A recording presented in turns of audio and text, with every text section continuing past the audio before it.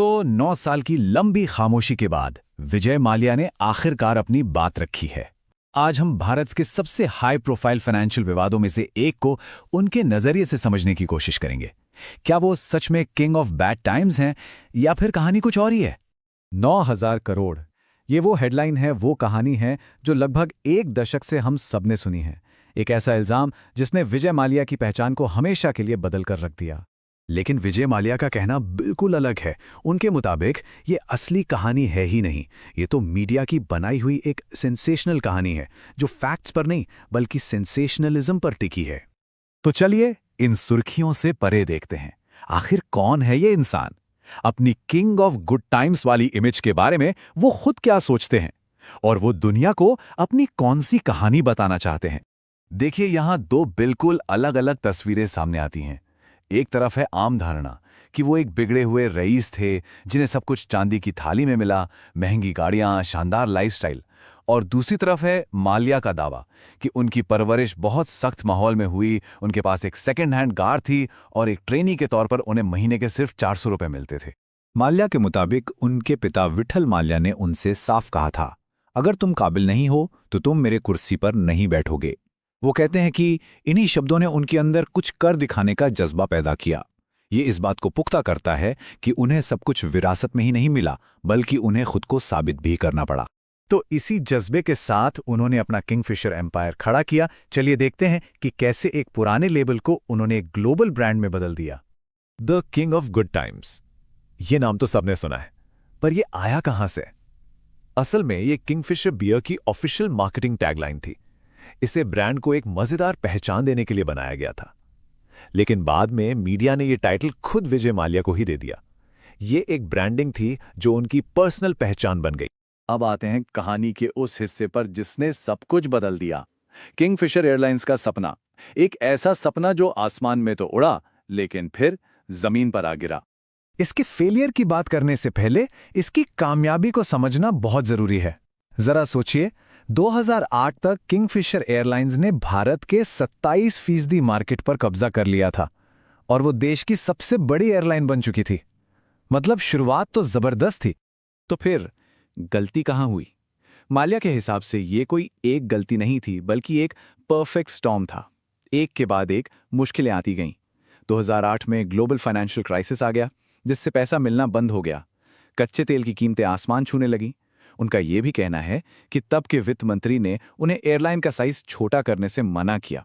और फिर जब इतिहाद से एक जरूरी विदेशी निवेश आने वाला था, तो सरकारी नीतियों ने उसे भी रोक दिया। नतीजा, अक्टूबर 2012 में किंगफिशर की सारी उड़ानें बंद हो गई। अब बात करते हैं पैसों की, क्योंकि इस पूरे विवाद के केंद्र में दो अलग अलग आंकड़े हैं। कर्ज कितना था और वसूली कितनी हुई, इसी पर सबसे बड़ा सवाल है। तो सवाल सीधा सा है, असली आंकड़े क्या हैं? क्योंकि यहां हमें दो बिल्कुल अलग अलग नंबर बताए जाते हैं। ये है वो आंकड़ा जो हर किसी की जुबान पर है, 9,000 करोड़ रुपए। मीडिया में, हेडलाइंस में, हर जगह यही नंबर छाया रहा। लेकिन माल्या इस नंबर को पूरी तरह से नकारते हैं। उनका दावा है कि असल कर्ज यानी प्रिंसिपल और इंटरेस्ट मिलाकर 6,203 करोड़ रुपए था, 9,000 करोड़ नहीं। और फिर आता है उनका सबसे बड़ा दावा। वो कहते हैं कि भारतीय सरकार ने खुद माना है कि उनके एसेट से 14,100 करोड़ रुपए की रिकवरी हो चुकी है। अब अगर ये सच है तो ये उस रकम से कहीं ज्यादा है जो उनके मुताबिक असल में बकाया थी। अब आते हैं उस सवाल पर जिसने उन्हें भगोड़ा का टैग दिया, उनका भारत छोड़ना। क्या वो वाकई देश छोड़कर भागे थे या इसके पीछे भी कोई और कहानी है? माल्या के वर्जन के मुताबिक वो भागे नहीं थे। वो जिनेवा में वर्ल्ड मोटर स्पोर्ट काउंसिल की एक पहले से तय मीटिंग के लिए गए थे। उनका यह भी कहना है कि जाने से पहले उन्होंने तब के वित्त मंत्री अरुण जेटली को बताया भी था। वो किसी प्राइवेट जेट में छिपकर नहीं, बल्कि एक नॉर्मल कमर्शियल फ्लाइट से गए थे। और फिर जब वो विदेश में थे, उनका इंडियन पासपोर्ट रद्द कर दिया गया, जिससे उनकी वापसी का रास्ता ही बंद हो गया। उनका यह भी कहना है कि भारत छोड़ने से बहुत पहले 2012 से 2015 के बीच उन्होंने बैंकों को सेटलमेंट के लिए 4 बार ऑफर दिए, लेकिन उनके एक भी ऑफर को माना नहीं गया। तो आखिर में इस पूरी कहानी को वो खुद कैसे देखते हैं? हीरो से जीरो तक का ये सफर उनकी नज़र में कैसा रहा? अपने सफर के बारे में वो कहते हैं, मुझे इस बात का अफसोस है कि मेरी सारी मेहनत के बाद भारत सरकार और मीडिया ने मुझे हीरो से जीरो बना दिया। ये शब्द उनकी पूरी भावना को शायद बयां कर देते हैं। लेकिन किंगफिशर के कर्मचारियों का क्या? ये एक बहुत ही जरूरी और संवेदनशील सवाल है। इस पर माल्या सार्वजनिक तौर पर माफी मांगते हैं और इसकी पूरी जिम्मेदारी भी लेते हैं।